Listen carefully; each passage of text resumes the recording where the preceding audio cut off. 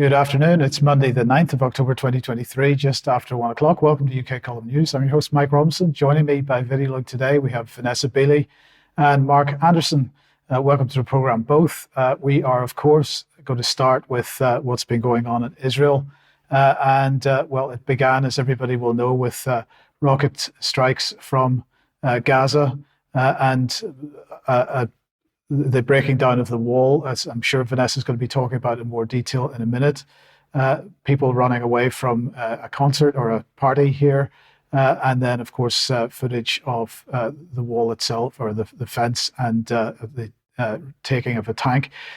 Some quite sophisticated weapons being used, drones and so on, blowing up an unmanned position in Israel here, and so on. The Israeli response was typical, I suppose, with rockets and missiles going back into Gaza and so on. Very much a question on everybody's lips has been what would be the Israeli response to that, and it looks like they have decided to impose a complete siege on Gaza now. They are cutting off the water supply and so on. I'm sure Vanessa will have something to say about that in a second.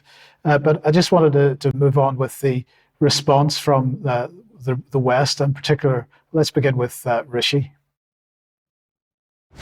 The scenes that we've seen in Israel over the past 36 hours are truly horrifying. I want to express my absolute solidarity for the people of Israel.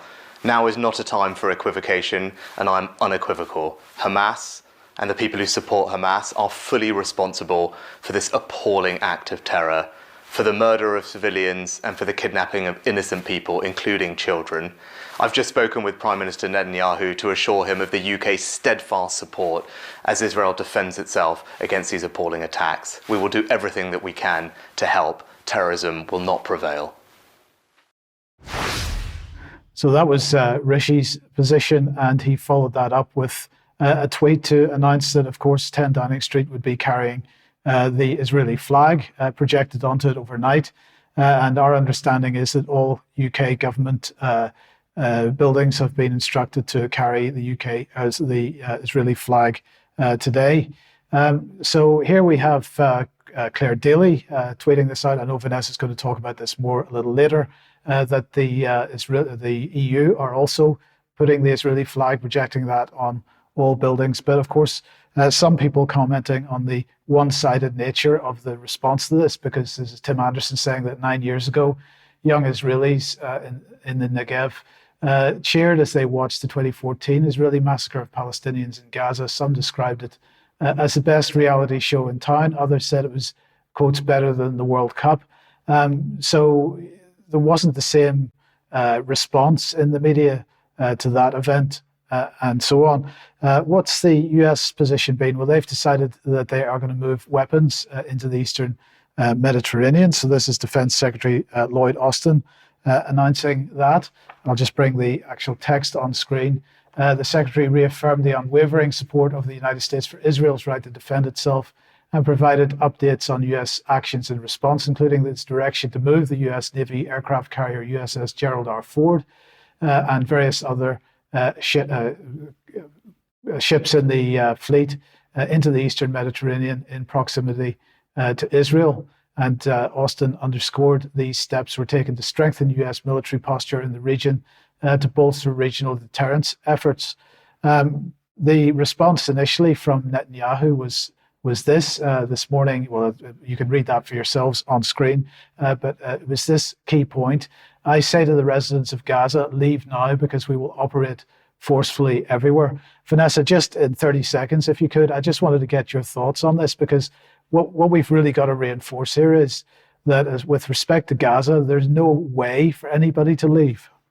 Well, apart from the fact that there is now, so I don't actually quite understand how Israel thinks it's going to besiege a Gaza where the walls have been broken down, and actually territory to 27 kilometers has been taken around Gaza by the resistance faction. So for me, this is an awful lot of kind of bluster from the Zionist government. Okay, and let's look at what the BBC is saying here, because this morning they were describing this as Israel's 9/11 moment, and I thought that was quite an interesting statement. This is the South China Morning Post, because this was a narrative that was running through all the mainstream media. So after declaring war, Israel bombards Gaza and battles Hamas fighters. So this was all about Hamas, Israel and Hamas at war. That is the position. I'm quite sure Vanessa will have something to say about that in a second. So Vanessa, let's come on to your segment then, and beginning with this, the Palestinians' inalienable right to resist. Well, yeah, I mean, I just wanted to try to bring it all back into context, because people are getting bombarded on social media with images and videos that are designed, wherever the source is, to discredit the Palestinian resistance. And in answer to what you said about this being a war between Israel and Hamas, I would very much like to correct the Western framing of this war. It is not about one faction, Hamas. It's about multiple Palestinian resistance factions forming a coalition to fight back against 75 years of occupation and oppression by Israel. So I wanted to start with this article, which was written by Louis Alday. I recommend everybody follow him on Twitter. He's one of the most sane voices on the conflict itself. And this article, the Palestinians' inalienable right to resist. So let's just go into that. To sit in the comfort and safety of the West and condemn acts of armed resistance that the Palestinians choose to carry out, always at great risk to their own lives, is a deeply chauvinistic position. It must be stated plainly, it is not the place of those who choose to stand in solidarity with the Palestinians from afar to then try and dictate how they should wage the anti-colonial struggle that, as Frantz Fanon believed, is necessary to maintain their humanity and dignity and ultimately to achieve their liberation. He goes on to say that those who are not under brutal military occupation or refugees from ethnic cleansing have no right to judge the manner in which those who choose to confront their colonizers. Expressing solidarity with the Palestinian cause is ultimately meaningless if that support dissipates the moment that the Palestinians resist their oppression with anything more than rocks, and can no longer be portrayed as courageous, photogenic, but ultimately powerless victims. Does the world expect us to offer ourselves up as a polite, willing, and well-managed sacrifice who are murdered without raising a single objection? So I wanted to bring that in as an initial context of what we're going to talk about. Then looking quickly at what Gaza is, effectively a concentration camp that was formed in 1948 by the ethnic cleansing of 247 villages, shown on the left with the red dots, into a concentration camp 40 kilometers by 12 kilometers square, the size of the Isle of Wight, entirely shut down by Zionist or Israeli partition fencing, apartheid walls and barbed wire fencing, cut off from all water sources. The electricity, food, everything is rationed and supplied by Israel, so it can be cut off at any point. And what we've actually seen is the breaking out of that prison camp, which is, for me, I never expected to live to see this. The following is a video from the Qassam Brigade, the military wing of Hamas. I'll talk a bit more about them later, showing the taking down of the partitioning fence.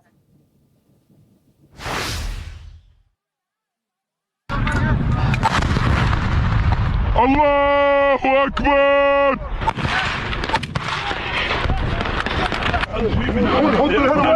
حط راسك يا زلمه الجوادر الجوادر والله يا عبد الرحمن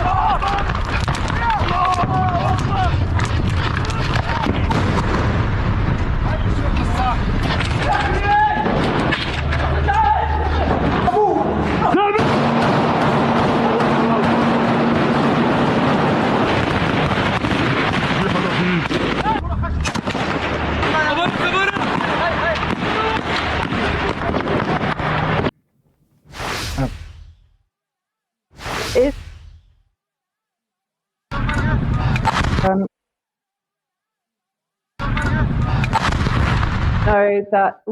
Sorry about that. In the last few months, we know that the plans have been coming to fruition. So this is not something that was planned overnight. This is something that has been in the planning for a very long time, and we'll talk more about that later, because there are various theories circulating about the entire operation. This I just wanted to show. It's a rather wonderful piece of art by a young Palestinian artist, Bassam Arafat, which shows something that, as I said before, I never expected to see in my lifetime: the taking down of the apartheid wall that has imprisoned 2 million Gazans for years. So a few of the statements and reports that are being put out, there are reports that up to 7 Americans have been killed. US Secretary Blinken informed CNN. The IOF is sending huge reinforcements effectively to the border with Lebanon rather than to Gaza. In fact, the reservists are basically refusing to go to Gaza because they're describing it as a suicide mission. Israeli Defense Minister Gallant evacuation of all settlements within 8 kilometers of the northern border with Lebanon. And we've recently heard that the Lebanon forces, resistance forces, have fired more missiles into that area in the last hour or so. Netanyahu is stating that Israel is reinforcing other fronts. I'm not quite sure what that entails. Could also mean Syria. So nobody should mistakenly join this war. Joe Biden, it is time to let Israel attack until the end. So very belligerent rhetoric coming from the US and from Israel. But I wonder if it's, sorry. Yeah, I was just going to ask, sorry, Vanessa, I didn't mean to interrupt, but what do you think are the chances that this would actually expand and accelerate?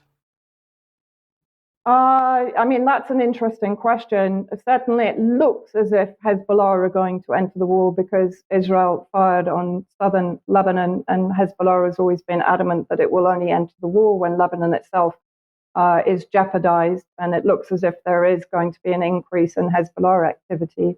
Obviously, as I said, this entire operation has been planned not only by Palestine, but by the entire resistance axis for some time.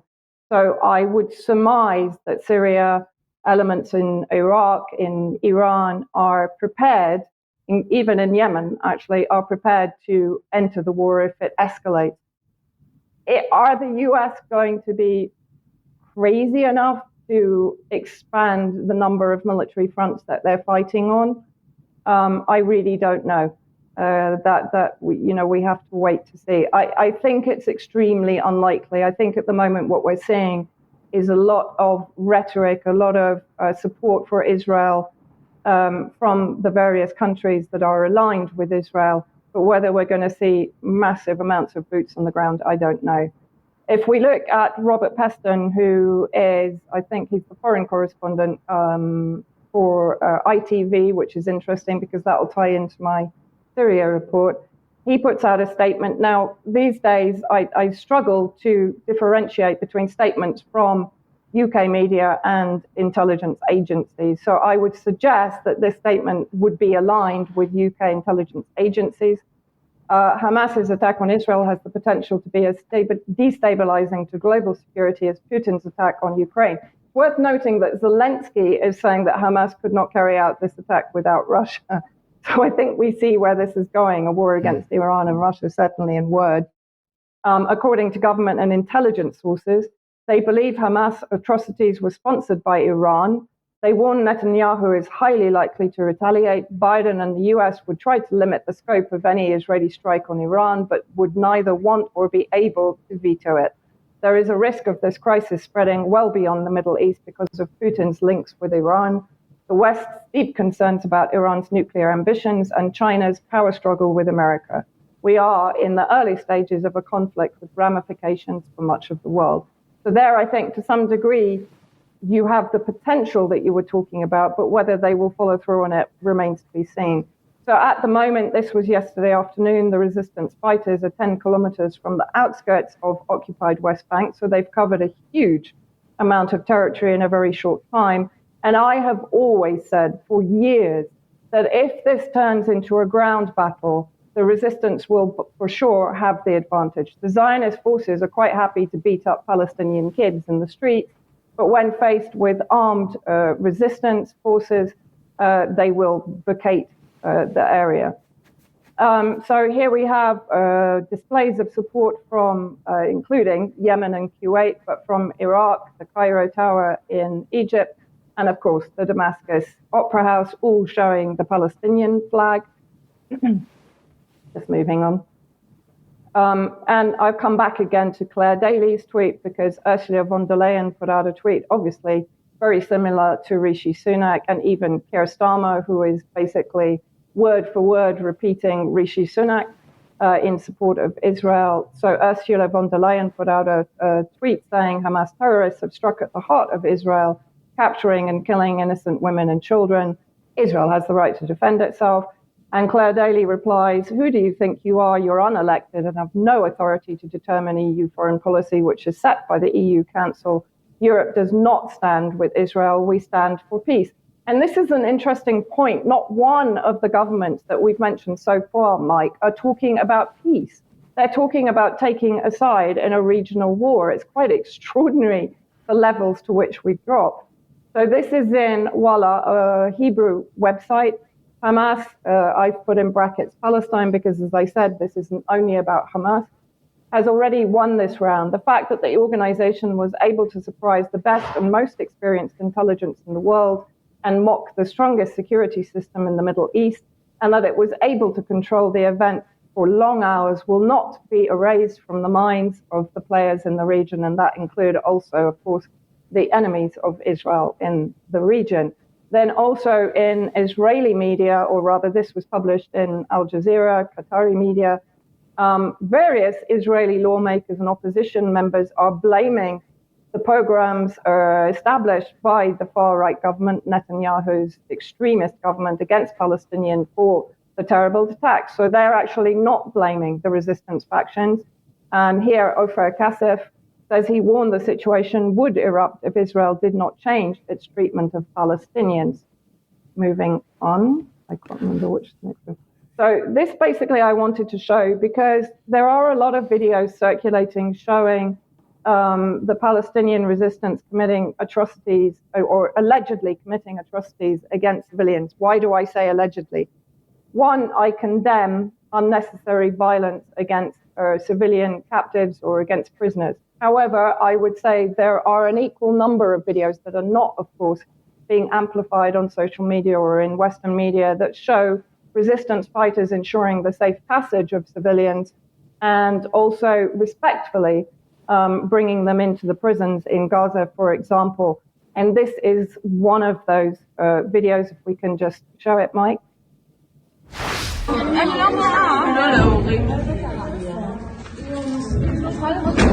Oh my God. וואי, כשאני מדבר עם הבן הגדול של החיים. מי?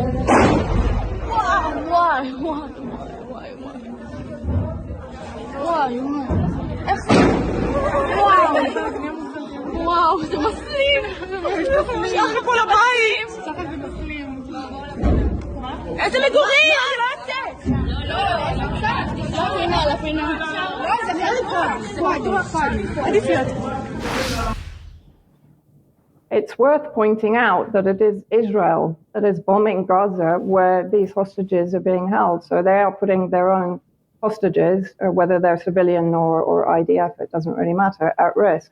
And I also wanted to make a point about the videos that are circulating. One point is there are Israeli organizations within the military that actually are tasked with their entire strategies to infiltrate Palestinian resistance movements and to provide videos, to provide scenes and events that discredit the resistance itself, one.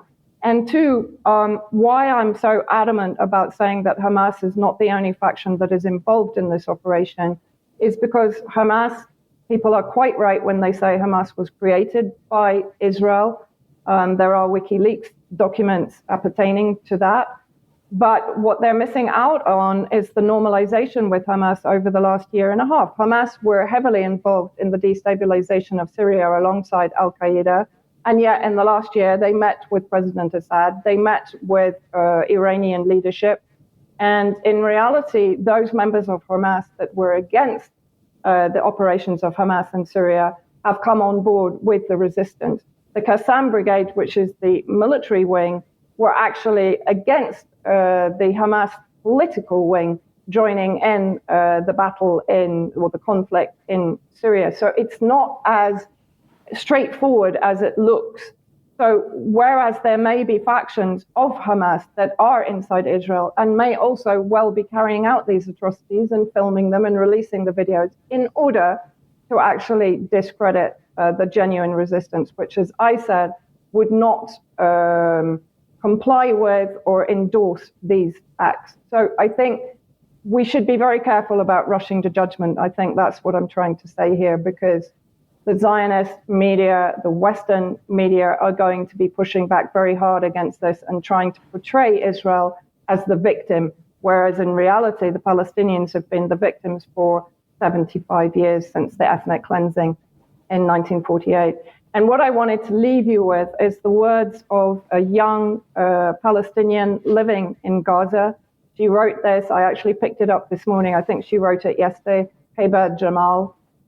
She wrote a wonderful article on the Diaspora Journal on Substack. Despite what you think, Palestinians are not celebrating death. And I'll just read from a couple of sections of her article. My family's neighbors are annihilated. A whole family, the Abu Daga family with 5 beautiful children, were killed in a single airstrike.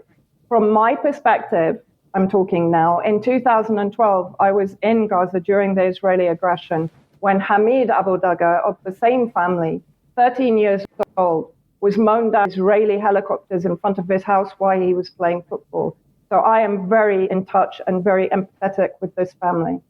In the West Bank, settlers are being instructed to kill Palestinians on sight, and we read our Facebook homepages like they are obituaries, seeing dozens of people we broke bread with disappear in a single moment. When I read posts shocked at how I am not condemning Hamas in this point in time, I feel once again inferior. My value as a human being is not seen the same. While we are in the most traumatic and gut-wrenching moments of our lives, there are some who believe now it is the time to say we have to condemn. We have to say that love trumps all. I truly goddamn wish that love trumps all, that it is love that leads revolutions. I wanted for my whole life to believe that by protesting long enough, by supporting BDS long enough, by writing long enough, I am actively making a difference. Well, I wasn't, not in the way that might save my people's existence. And her final words, I do not rejoice over death. I rejoice over the possibility to live. We are simply tired and hurt and grieving, and I cannot condemn the militants if I believe, even for a second, that there might be a possibility of all of this finally coming to an end. Okay, thank you, Vanessa. Now I wanted to move on to an article from a contributor to RT. Now this isn't from RT itself, and it's in Russian, but I wanted to focus on one particular point here, and with a bit of translation. Of course, the Palestinians, it says, also had geopolitical reasons to take action today. Firstly, this is a signal to those states in the region that have begun to think about the possibility of normalizing relations with Israel. First of all, Saudi Arabia. There's been a lot of talk lately that Riyadh could begin rapprochement with Israel, and Iran, the country that oversees the Palestinian armed groups, could not help but react to this. So I just wanted to get very briefly, your thoughts on that, about how much influence from Iran, how much Iranian influence there was in the timing of this. I think the timing was decided upon by the entire resistance axis. So that would include, as I've said, Syria, Iran, elements in Iraq, Hezbollah.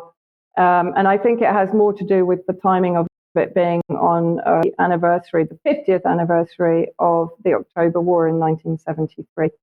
But I think, yes, there are elements of the fact that it's not in the interest of the region, really, for Saudi Arabia particularly. But it's interesting, sorry, Mike, I just wanted to say, Saudi Arabia has actually refused to condemn Hamas. It's under pressure from Blinken, but it's refused to condemn Hamas. It's condemning individual acts, but it's refusing to come out in condemnation of the Palestinian resistance, which is interesting. Okay, thank you for that.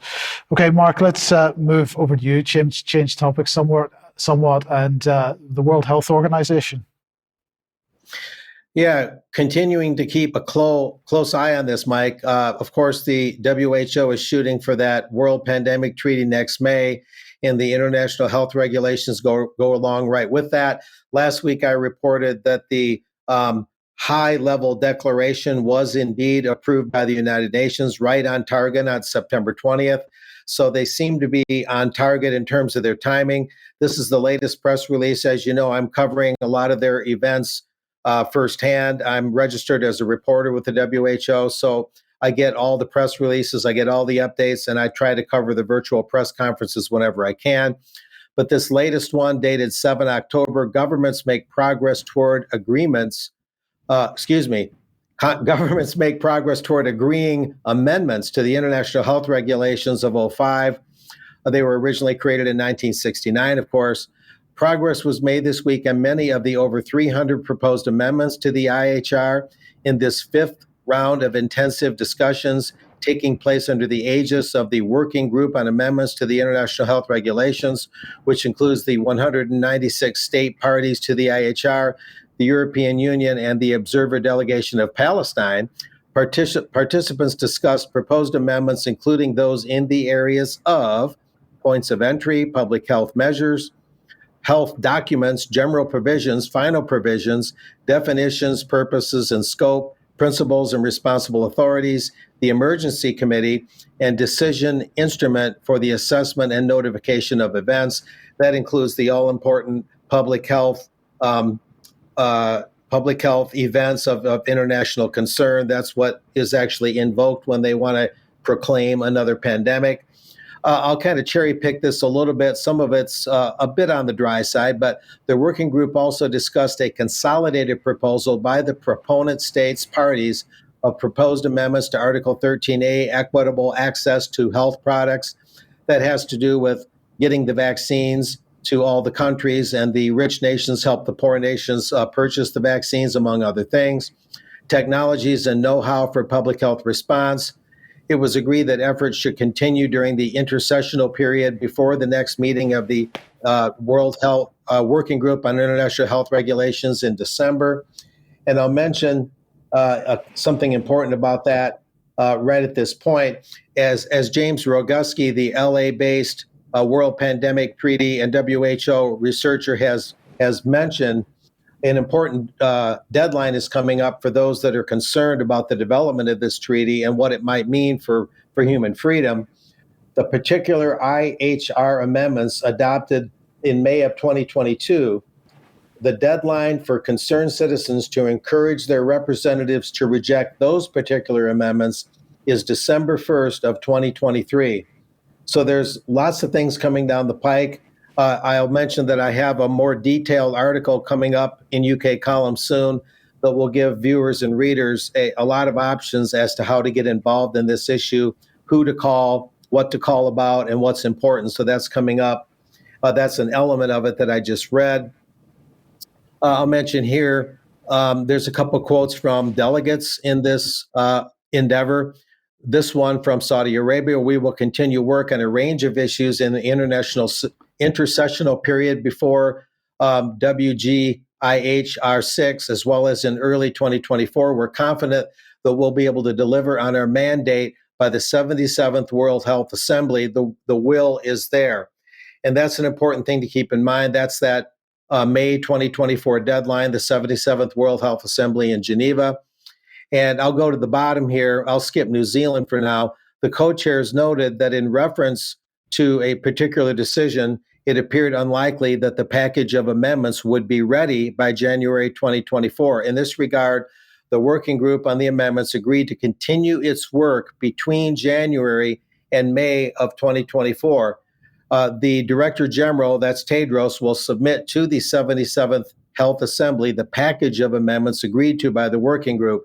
Now, what's important here, as James Roguski has pointed out, and as I'm going to be reporting in that article coming up on UK Column, Mike, is that Roguski's pointing out that they seem to be bending the rules to the point of breaking them. In other words, as of January 2024, they're supposed to stop the negotiations on the international health regulations because under Article 55 of the IHR. They're supposed to give the state parties 4 months or longer to review the amendments up to that point before they can continue working on them. It's clearly spelled out.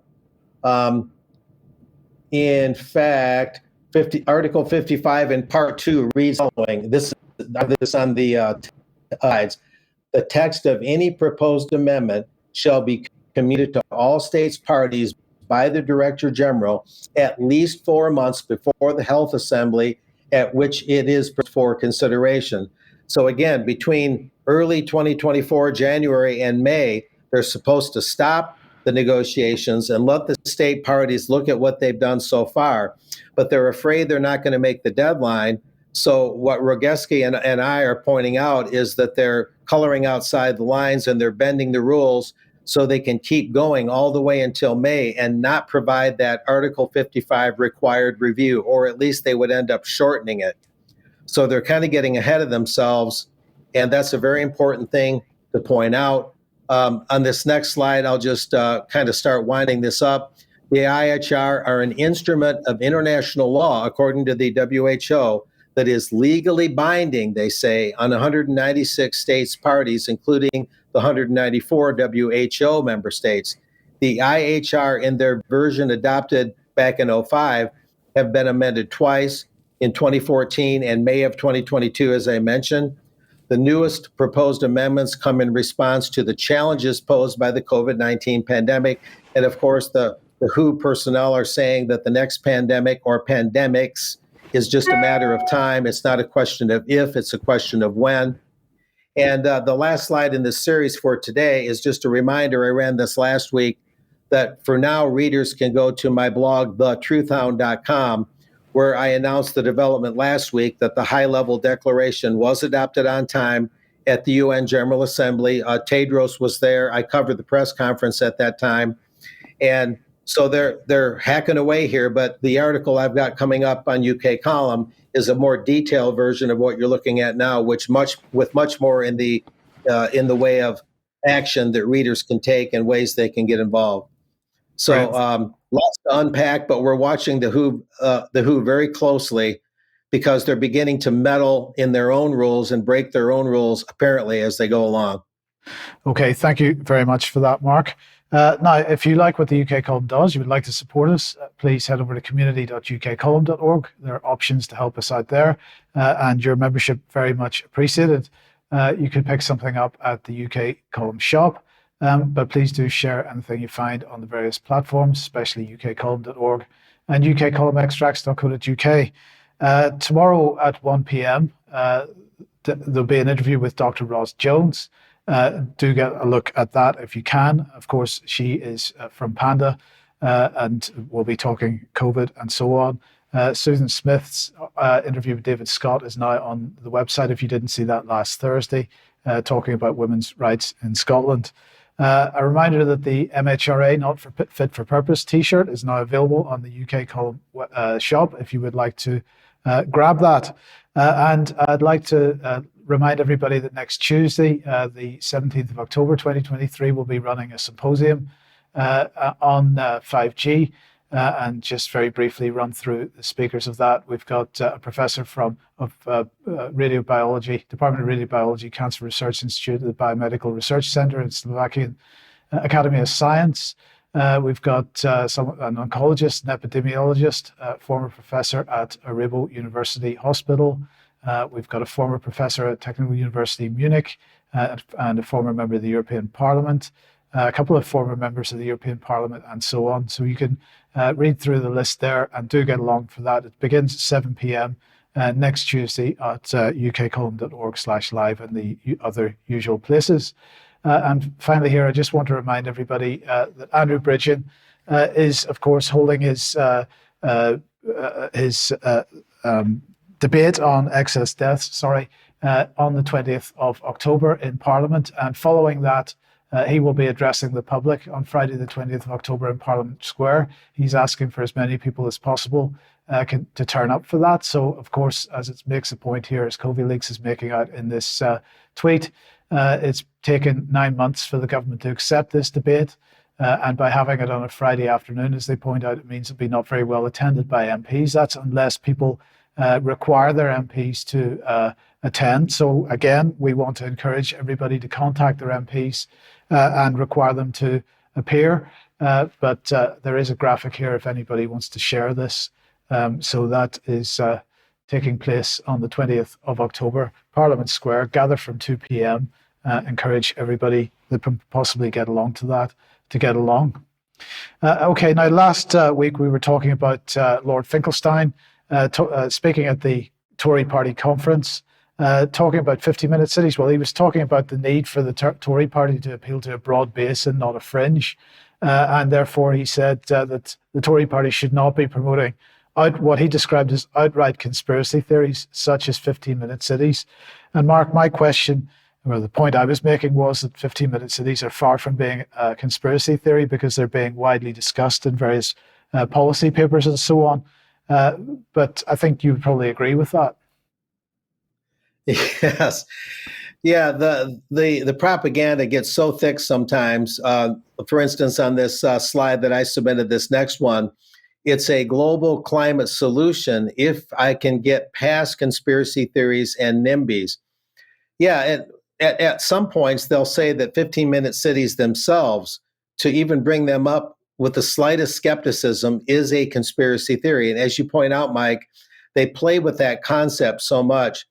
They're openly discussed. Granted, some of the developers and consultants that get involved, there's a lot of people that want to make a buck on this and get their bid approved with whichever city in the world so they can help design or build these 15-minute cities. And so they might be a little ignorant or wet behind the ears in terms of any deeper meanings. But this article that I read the headline from is from our equivalent of the BBC. That's National Public Radio, which is part of the Corporation for Public Broadcasting, otherwise known as PBS, the Public Broadcasting System. It's a lot like your BBC. We'll move on from there. And this is from the same NPR article. In the 11th arrondissement, I'm not sure what that means, arrondissement, a middle to working class neighborhood in the east of Paris.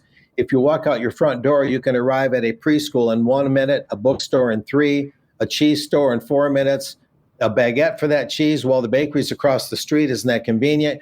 Grocery store and pharmacy, 5 minutes, parks, restaurants, metro shops, hospitals, all within a 15-minute walk.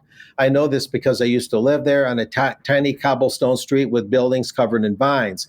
This is a 15-minute city, says Carlos Moreno, a professor at the University of Paris up in Pantheon, Sorbonne, who met me on the banks of the Seine River. Hope I'm saying that right.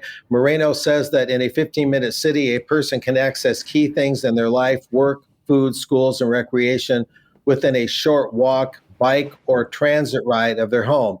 Of course, that all sounds, good and well. There's nothing necessarily wrong with the city designed that way. It's as I've always said, it's the context that matters, the reason they're being developed and what the purpose is. Convenience, for convenience's sake, is, generally liked by most people. Anyway, my former Paris street and much of the neighborhood were built in this dense way more than 150 years ago, but this old idea of areas with many amenities close by has now evolved into an urban planning model gaining popularity with politicians around the world. Moreno says because it not only improves life's quality, but 15-minute cities reduces cars' planet-warming greenhouse gases. Transportation accounts for about 20% of global energy-related carbon dioxide pollution. So carbon dioxide is a pollutant, don't forget that, with cars making up almost 10%, according to the International Energy Agency. In recent years, Moreno has been helping mayors put this idea to use, particularly the mayor of Paris, France, Anne Hidalgo. Paris is converting old military buildings and old parking structures into mixed-use buildings, et cetera, et cetera. And again, all of that can be built in a pleasing way. And you'll note that one of those is a 150-year-old village. Well, back then we didn't have high-speed transportation, so naturally things had to be closer together. urban sprawl is partly the product of modern transportation, where we can go longer distances in shorter times. So cities and living conditions began to be more spread out, and that's only a natural response to those phenomena. And moving on from there, I'll just narrate a bit more. Now the 15-minute city is spreading, the idea of a 15-minute city is spreading with the mayors in the U.S., including Justin Bibb, the 36-year-old Cleveland mayor who made building these 15-minute cities one of his top priorities when he came into office last year. But this climate solution, oh no, is running into obstacles from zoning regimes that prioritize single-family homes. Oh, that's bad enough. But now we have conspiracy theories that have stirred up death threats. Get that, for the 15-minute city idea's proponents. Now, when they talk about the death threats, they never offer any proof. It's always just take their word for it, absolute pure hearsay. And from there, we'll get into that a little more. Conspiracy theories are a growing problem for 15-minute cities. And this is in your neck of the woods, Mike. For Duncan Enright, a counselor in West Oxfordshire in the United Kingdom, the problem started at a community meeting in the fall of 2022. Enright and his colleagues have been trying to introduce a new type of bus priority lanes to congested central Oxford to reduce emissions, etc. At the fall meeting, Enright saw a group of attendees he didn't recognize. One of them stood up and asked about the 15-minute cities. Enright says that's the first he'd heard of that phrase, 15-minute cities. But this group grew so agitated that they stopped the meeting. They were explaining all about this theory about world government via the World Economic Forum trying to institute this policy everywhere of 15-minute cities, this Mr. Enright recalls, by which they meant you would only be able to travel 15 minutes from your home. And going on from there, now the language of this 15-minute conspiracy theory has made its way into some of the highest levels of the British government. Last week at the UK's Conservative Party conference, the country's Transport Secretary, Mark Harper, said he was calling time on the misuse of so-called 15-minute cities. And here's the quote: "What is sinister and what we shouldn't tolerate," Harper said, "is the idea that local councils can decide how often you can go to the shops and that they ration who uses the roads and when, and they police it all with CCTV." Now, I'll summarize from there. Interesting that Mr. Harper is saying that and getting involved. And it's true that there may be people going to meetings that are slightly overstating the case of 15-minute cities. Maybe movements would be controlled a lot. Maybe they'd only be controlled a little bit. But I think Brian has talked about on this show some of his experiences going into these congestion zones where they're trying to control emissions and the rules and regulations that brings about. And what happens is the rules and regulations typically start small and mild, and they tend to intensify over time. But this next slide talks about what the media, NPR, and many of the local officials never talk about, and that's the context.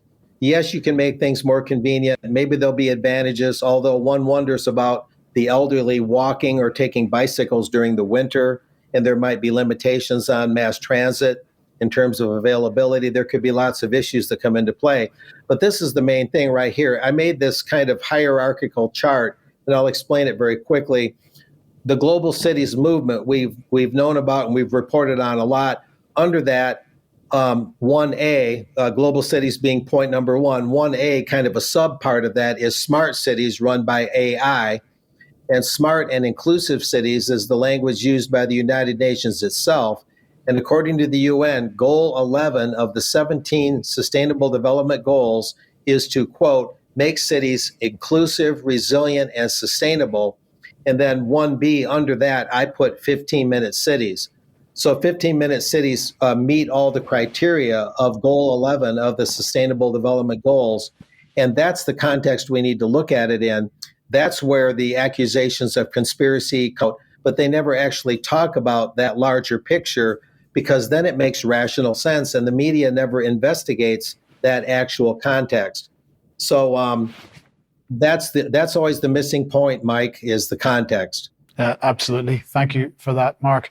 Let's just quickly move on to economy here. And of course, what's been going on in Israel has affected oil prices. They are going up. So I took this screenshot just before we came on air. WTI crude up 3.26%. Of course, this is going to cause inflation again. But the mainstream press actually are getting very excited because, of course, Israel really hasn't got anything to do, as Ukraine doesn't really have anything to do with the actual state of the economy.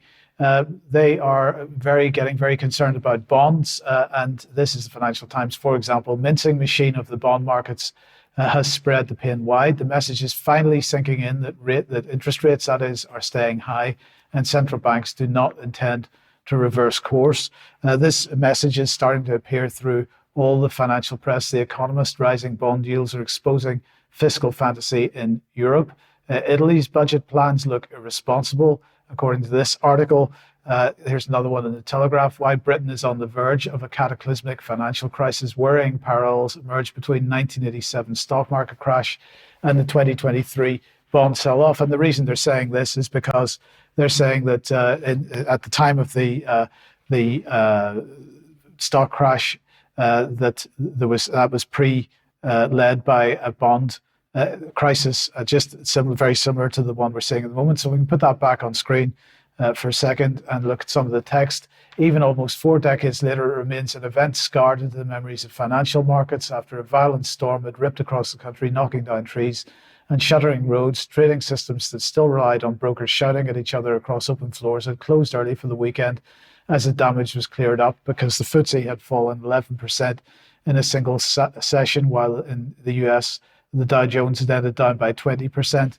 And they're saying it became known as Black Monday, the worst single day of trading since the great stock market crash of 1929.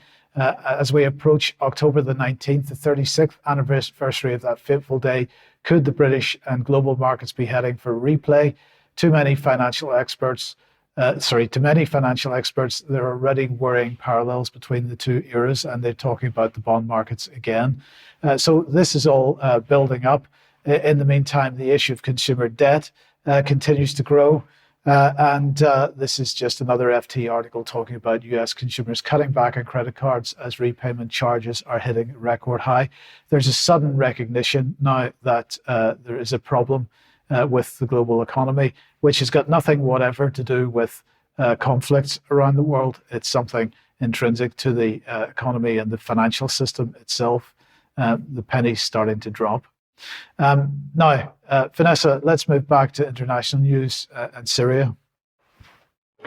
I think you mentioned, where are we, Monday? I think you mentioned on Friday the attack in Homs, and I think you showed the fact that it was in the military academy in Homs. It was graduation day, so it was packed full of thousands of cadets and their families, including children, of course, women, who had come there to celebrate. So what I want to do, and I warn people that there are distressing themes in this video, but I think it's important to see because it has been completely ignored in Western media. It's barely been reported on. And the drones that carried out this attack, the technology has been supplied by NATO member states to Al-Qaeda in Idlib. In the last 2 weeks, we know there have been experts from Turkey, from France, from the UK and the US working in Idlib on the technology of these drones. So I would like to roll the video, but I do warn people it's distressing. And if they don't want to watch, they should turn off now and come back in a couple of minutes. Thank you.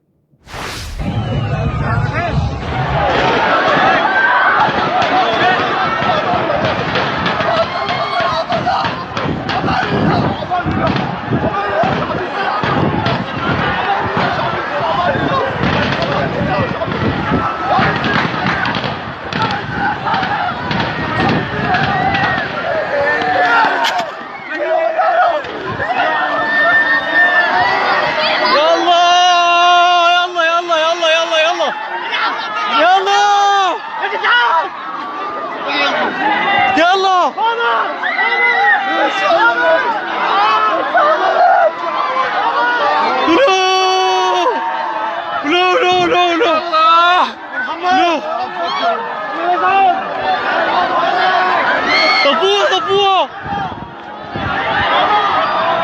يا اخي، ما عمل لك بديني يا الله الله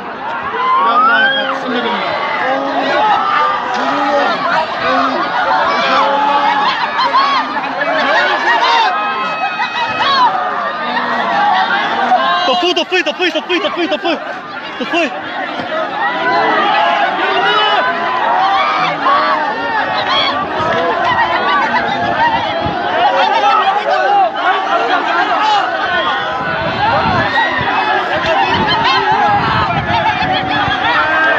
ونجدك الصوت يا الله يا الله شو بدنا نعمل يا الله مين معي شو اسمه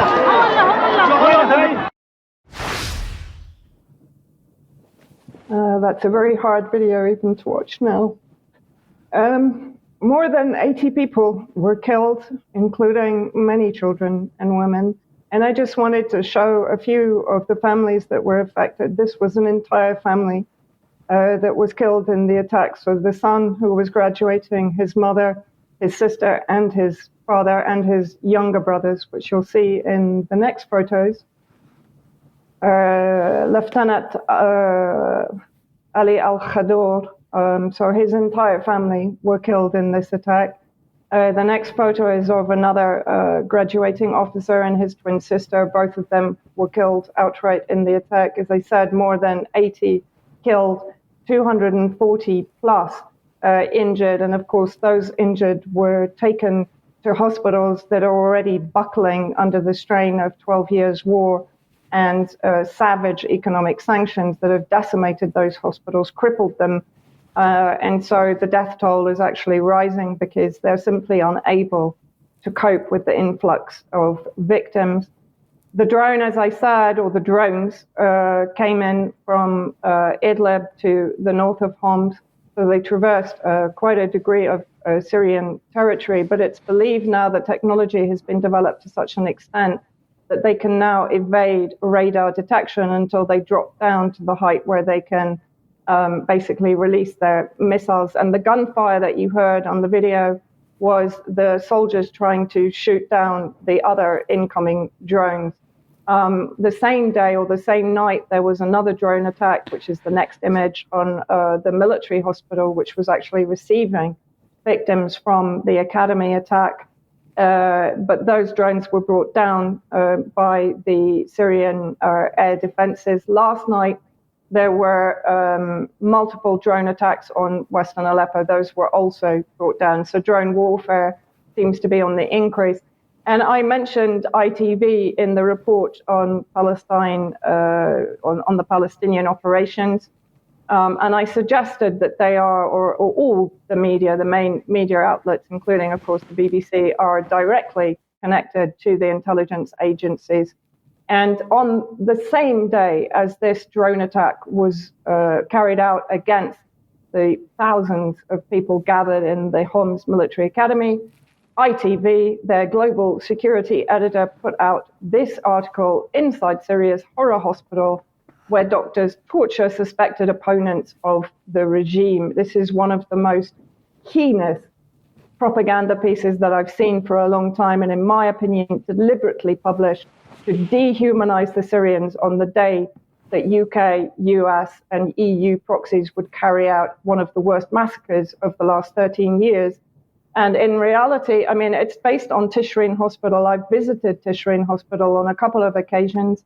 I've been given a full tour of the wards, the building itself, seen all the developments there, and I've certainly never seen anything that is being described in the ITV article by the anonymous witnesses that they managed to find in Frankfurt. And this was actually put out by a well-known Twitter commentator, particularly on Syria, and he actually says how they managed to turn a circular, so a Syrian government circular, emphasizing the importance of documenting every wounded or killed soldier, civilian, and terrorist, the transfer of unidentified bodies to a hospital for later identification, into proof that it's a slaughterhouse. Well, I agree with that question, and people can freeze the next picture if they want to read it in greater detail. But basically, the government issued instructions on the importance of documenting the martyrs and wounded as well as the dead terrorists. Everyone is asked to give this issue extreme importance, given the responsibilities it entails now and in the future. And somehow that was converted by ITV and, one would guess, the British intelligence agencies into Tishreen Hospital being a slaughterhouse. Disgusting, cynical dehumanization of Syrians, as I said, on the day they committed by proxy a massacre of Syrian civilians.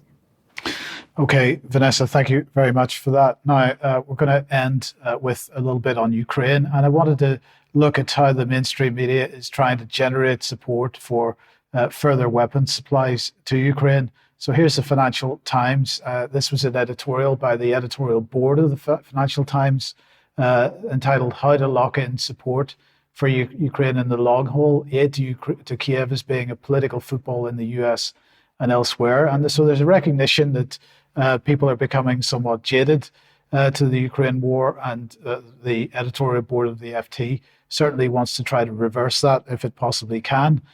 Here is an article in the Telegraph. Biden considering huge one-and-done Ukraine aid package. Now, of course, he's pretty much on the campaign trail now. Many people wondering how he can possibly be on the campaign trail as he is. And whether he's really a credible candidate, which he isn't. But nonetheless, in an effort to try to sort of get this issue out of the way, he's hoping to be able to pull together a package for Ukraine, which is big enough to see him through to pass the upcoming general election in the US. Politico has this article: Biden team and lawmakers get creative to keep aid flowing.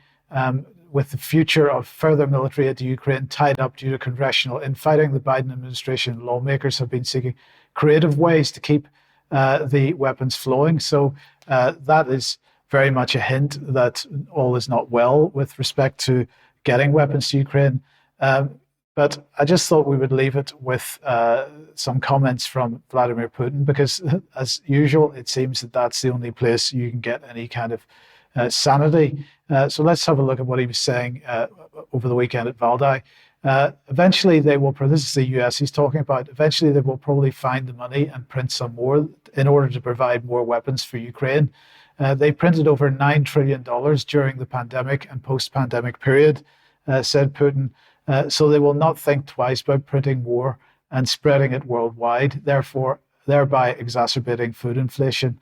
They will most likely do that. I think that is inevitable, both on the US, the UK, and the EU sides. So a reminder once again, coming back to the economic question, that the inflation we have all been experiencing actually has nothing whatever to do with war, either in Ukraine or in Israel, but more to do with the money printing exercise that has been running for the last several years. Beginning with COVID, where it really ramped up. Okay, we're going to more or less leave it there. But Mark, we have one final slide here. You've been visiting a local library. Yeah, several of them, because one of the big issues here in the States is the banning of books. Now, typically it's Christian and conservative parents banning books about binary and transsexual, things like that, because there's an age-appropriate question there. Plus, the quality of the literature itself is quite poor. It's just really puerile kind of stuff. But anyway, there's other books that are under these We Read Banned Books banner. And the idea is these books are supposedly taboo, and you should be even more intrigued to read them because they've been held to be taboo or they've been banned at some points in history. We'll talk about it more in extra. I've got more to say, but 1984 has suddenly made the cut. Beyond the Gender Binary is shown. That was actually in another part of the library, not in the banned books display.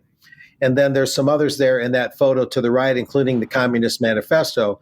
So we'll talk about what it all means and some of the ironies and contradictions in extra. Okay, brilliant. Thank you very much, Mark. So that brings us to the end of the news for today. Thank you very much to Mark and to Vanessa. We'll be back if you're a UK column member in a few minutes' time for some extra. Otherwise, don't forget the interview tomorrow, 1 p.m. in the usual places. But we will see you 1 p.m. on Wednesday, as usual. See you then. Bye-bye.